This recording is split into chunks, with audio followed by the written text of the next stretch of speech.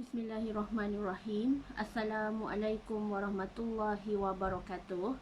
Selamat petang kepada semua rakan serta follower di page FTR Bidadari Solution.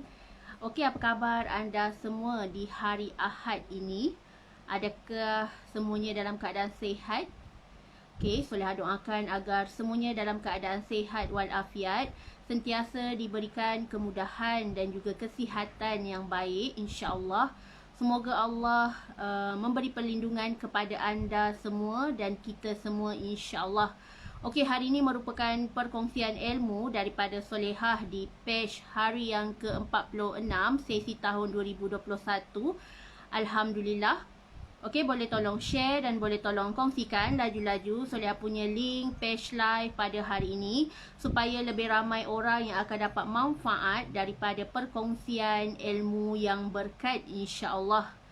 Okey, tajuk hari ini adalah sakit menghapus dosa. Adakah anda semua sekarang ni dalam situasi sakit, diuji dengan kesihatan? Okey, boleh dengarkan Solehah punya perkongsian pada hari ini. Mana tahu dapat learning point, dapat aha daripada perkongsian Solehah hari ini, insya-Allah. Okey, sebelum tu jom sama-sama kita berselawat dan berdoa. Semoga Allah memberkati majlis ilmu kita pada petang ini, insya-Allah. Allahumma salli ala Sayyidina Muhammad wa ala alihi Muhammad. Allahumma salli ala Sayyidina Muhammad wa ala alihi Muhammad. Allahumma salli ala Sayyidina Muhammad wa ala alihi Muhammad.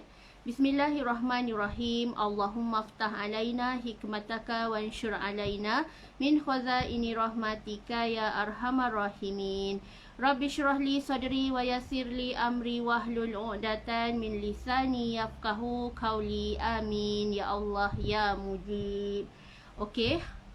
Syafaqillah kepada semua yang diuji dengan kesihatan, insya-Allah. Allahu ya kawi ya matin memberi anda kesihatan dan kekuatan untuk meneruskan saki-baki kehidupan, insya-Allah. Okey. Sakit itu menghapus dosa. Kenapa? Kenapa time sakit orang ada hadis yang mengatakan bila kita sakit ni seolah-olah dosa kita ni jatuh berguguran. Apa kaitannya? Okey, selalunya, normalnya, orang yang diuji dengan kesakitan ni, orang yang tak sihat, yang tiba-tiba sakit kan. Sebab tu ada, ingatlah kita 5 perkara sebelum 5 perkara. Sihat sebelum kita sakit. So, sebabnya normal, bila orang yang sakit ni, automatik hati dia rasa sensitif, hati dia rasa macam ada something yang tak kena. So, dia akan berbalik kepada Allah Subhanahu Wa Taala. Normalnya orang yang sakit ni dia akan lebih bermuhasabah diri. Dia akan lebih merenung diri dia. Dia kata, adakah ini saat akhir aku dah nak menuju ke hari kematian? So tertanya-tanya diri dia, adakah dah tiba masa untuk aku dijemput ilahi sekarang ni? So rasa macam gentar, takut, semua ada. Sebab tu bila kita diuji dengan kesakitan, sebenarnya Allah nak hapuskan dosa kita. Sebab mungkin waktu kita sihat, kita terlampau leka, terlampau lalai sehingga mengabaikan Allah. Sehingga kita tak jaga solat kita pun. Kita tak jaga solat kita tak jaga hubungan kita dengan Allah, kita tak jaga connection kita dengan Allah. Dah lama dah tak bangun malam, dah lama dah tak solat berkualiti kepada Allah Subhanahu Wa Taala. Tetapi bila kita sakit, hati kita rasa nak dekat dengan Allah. Kita rasa, ya Allah, panjangkan umurku, ya Allah, berikanlah ruang untuk aku kembali hidup, untuk aku bertaubat, ya Allah. So ada orang yang bila disakit, dia bersiap bernazar dengan Allah, ya Allah, bila mana nanti aku sihat, aku berazam untuk puasa Isnin Khamis. So dia dah bernazar dan dah berjanji dengan Allah Subhanahu Wa Taala. Sebab tu bila orang yang sakit ni, dia selalu bermonolog. Dia selalu bercakap dengan diri sendiri. Adakah ini saat akhir aku ya? Adakah sebentar lagi aku akan masuk ke dalam kubur ya? Adakah ini hari terakhir untuk aku menatap wajah keluarga aku, menatap wajah suami, menatap wajah isteri, menatap wajah anak-anak? Adakah ini saatnya? Ya Allah, aku belum ready, ya Allah. Ya Allah, aku belum sedia, ya Allah. Tetapi andai memang betul lah ketika ini ajal sedang menjemput kita, tiada lagi masa dan tiada lagi ruang untuk kita kembali berputar. Tetapi kita tak boleh nak turn back balik. Kita dah tak boleh nak berpatah balik. Andai memang kalau Allah dah takdirkan kita mati saat ini, memang kita akan mati kun fayakun, dan kita nak bertaubat tu dah tak ada dah. Dah tak adalah peluang kita, ruang untuk kita bertaubat. Sebab itu, bila kita sakit sebenarnya, dia akan menggamit memori saat kita sihat. Kita kata dekat diri, ya Allah, kenapalah aku tak jaga kesihatan? Sebab bila aku tak sihat ni, macam-macam kerja aku tak boleh buat. Tetapi selalunya ibu-ibu yang selalu ada anak, ada isteri, bila dia demam ke, dia sakit ke, dia ekstra kuat. Sebab tu Allah selalu beri ujian kepada ibu-ibu, kerana ibu ni dia punya kekuatan pengorbanan dia ni luar biasa. Sebab tu seorang ibu ni dia mengandung, melahirkan, menyusukan berulang kali. Kerana perempuan wanita muslimah ni Allah jadikan sangat special, kuat luar biasa. Sakit ke, sihat ke, dia akan tetap melakukan tugasan, masak, buat kerja rumah, hantar anak sekolah, didik anak, siapkan sarapan. So itulah ibu. Dan bila kita sakit ni, sebenarnya akan terdetik dekat hati kita, menjentik hati kita untuk lebih dekat dengan Allah. Time tu lah baru kita nak solat hajat, time tu lah baru kita nak baca Yasin, time tu lah baru kita nak tadah tangan berdoa, ya Allah sembuhkan aku ya Allah. Dan bila kita sihat, sebenarnya bila kita sihat ni, kita seorang yang lupa diri. Sebab tu Allah bagi kita ujian kesihatan, tiba-tiba kita sakit. Sebab Allah rindu kita. Allah rindu nak dengar kita punya tangisan. Allah rindu nak tengok kita bangun malam. Tetapi bila kita sihat walafiat, semua tu kita abaikan. Kenapa? Sebab kita di zon selesa. Kita rasa hidup kita ni terlampau enjoy. Kita rasa berseronok. Kita rasa hidup kita ni panjang lagi. Padahal bila Allah bagi kita kesakitan, Allah uji kita dengan kesihatan yang tiba-tiba merudum. Sebenarnya detik inilah kita nak bermuhasabah diri, kita nak dekatkan diri kita dengan Allah, kita nak berme time dengan Allah, kita rindu nak baca Al-Quran. Time sakit lah. Kenapa time waktu kita sihat, kita abaikan semua tu? Kita tanya diri kita. Di situlah tahap keimanan kita. Dan selalunya bila kita sakit ni, orang yang sakit ni, time sakit lah baru dia cari Allah. Time sihat, dia sibuk dengan kerja, dia sibuk dengan bisnes, dia sibuk dengan macam-macam perkara, sehingga abaikan akhirat dia, sehingga abaikan solat dia. Ada orang yang terlampau bekerja sehingga waktu rehat pun, waktu tengah hari tak sempat nak solat zuhur. So, bagaimana tahap keimanan kita kepada Allah Subhanahu Wa Taala? Adakah kita cari Allah saat kita sakit je? Adakah kita cari Allah saat kita susah je? Sebab tu, kita kenalah selalu cari Allah di saat susah dan senang. Bukannya saat kita susah baru terkedek kita nak cari Allah, barulah kita nak cari telekong, barulah kita nak buka Al-Quran. Tetapi biarlah kita ni sebagai hamba, kita pegang dan jaga Allah dalam hati kita erat-erat, sepenuh hati kita. Ada waktu kita susah ke, senang ke, sempit ke, lapang ke, apa saja situasi, insya-Allah kita jaga Allah sebaik-baiknya dalam hati kita, insya-Allah. Okey, yang seterusnya, Allah uji kita dengan kesihatan. Sakit itu menghapus dosa, kerana bila kita sakit, itulah lahirnya tanda bersyukur di hati kita. Kita tak merungut-rungut, kita tak marah-marah, kita akan menjadi seorang yang sabar. Kita rasa, ya Allah, lemahnya aku saat ni. Lemahnya aku saat ni, Allah, tak berdayanya aku saat ni, ya Allah. Hanya dengan kuasa-Mu, aku boleh bangun, aku boleh solat, aku boleh masak, aku boleh uruskan familyku, ya Allah.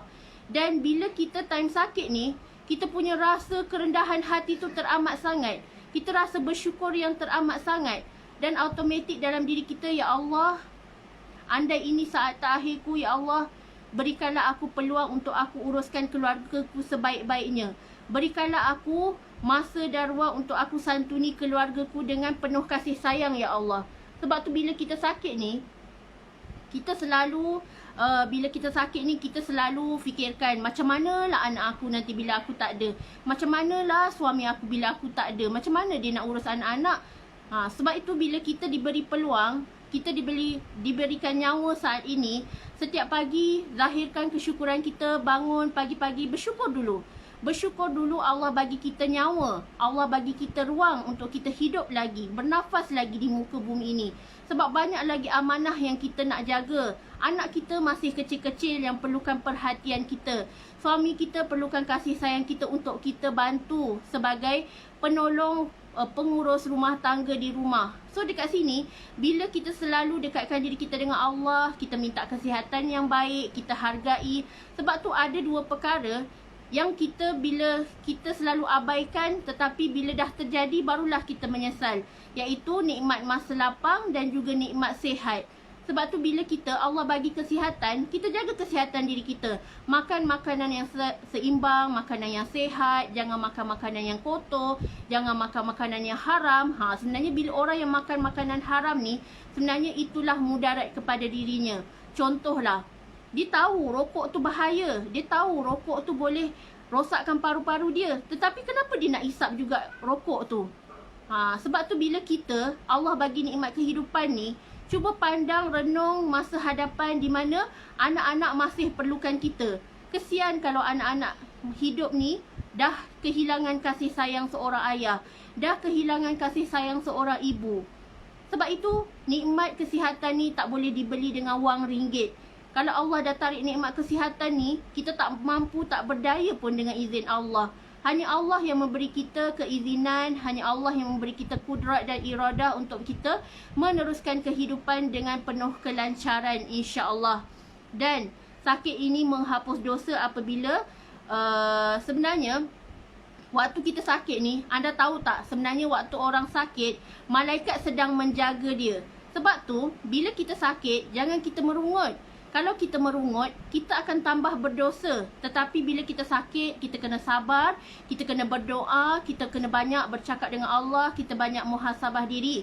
Kerana bila kita sakit, sebenarnya kita sedang dijaga oleh para malaikat. Di mana para malaikat akan menjaga kita, keadaan kita. Para malaikat akan sentiasa mendoakan kita. Sebab itu, doa orang yang sakit ni adalah doa yang makbul. Sebab itu kalau kita sakit, kita tadah tangan, kita berdoa penuh kesungguhan, insya-Allah Allah akan makbulkan doa kita. Sebab tu pernah dalam satu situasi di mana ada seorang hamba Allah ni, tangan dia sedang terluka. Dia sedang masak di dapur dan waktu ketika itu ada suaminya menemani dia masak di dapur, tiba-tiba tangan si isteri terpotong sehingga berdarah, terluka.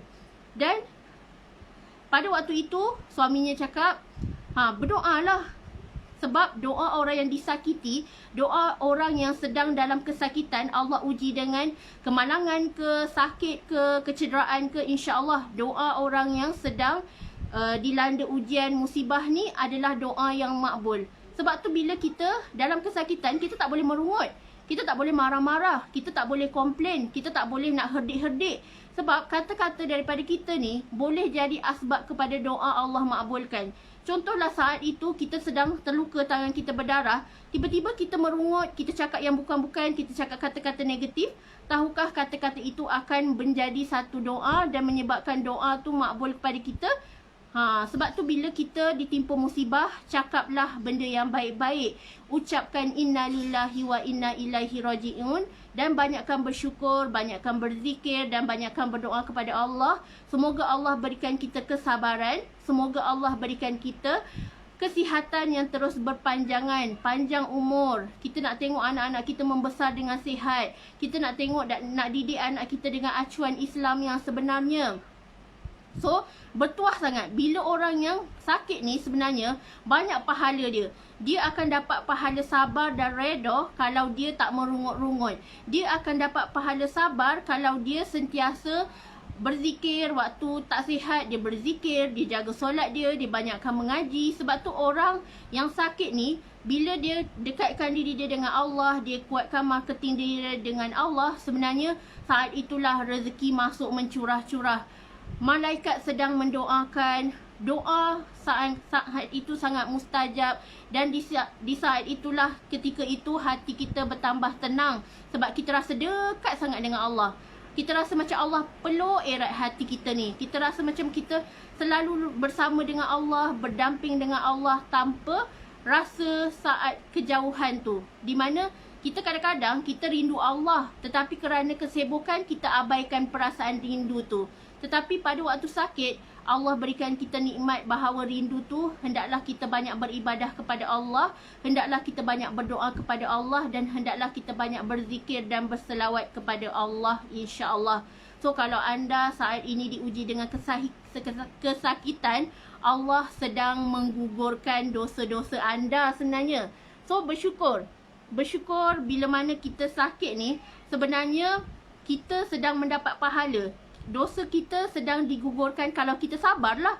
Tetapi kalau kita sakit, kita marah-marah, kita hot temper, kita baling-baling barang, kita herdik-herdik isteri kita. Padahal isteri kita dah jaga kita ni.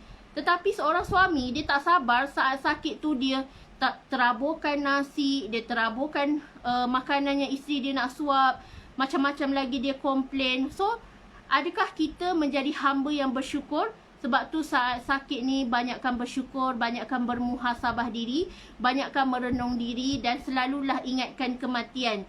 Di mana bila kita ingat kematian, kita akan rasa gerun, kita akan rasa takut. Kita takut nak buat dosa, kita takut sangat Allah murka terhadap kita, kita takut kita masih belum ada peluang untuk bertaubat. Saat ini adakah kita selalu bertaubat dan berazam untuk tidak mengulangi kesilapan kita? Tanya diri dan tanya iman dalam diri kita. InsyaAllah semoga dipermudahkan semua urusan orang-orang yang sedang sakit. InsyaAllah Allah berikan kesembuhan. Jangan berhenti untuk berdoa. Sebabnya bila kita tak sihat ni, sebenarnya itu adalah kafarah kepada dosa-dosa kita yang lalu. Mungkin zaman jahiliah kita tak jaga solat. Mungkin zaman jahiliah kita tak tutup aurat. Dan Allah berikan kita kesakitan, dan Allah gantikan dengan pahala yang banyak kepada kita andai kita reda, andai kita sabar dengan setiap ujian kesakitan. Banyaknya tersasul. Okey, semoga bermanfaat perkongsian solehah hari ini. Solehah doakan agar anda semua sihat walafiat, sentiasa sabar, sentiasa reda dan sentiasa senyum ceria walau apapun ujian yang melanda saat ini, insya-Allah. Okey. Wabillahi taufiq wa hidayah. Wassalamualaikum warahmatullahi wabarakatuh.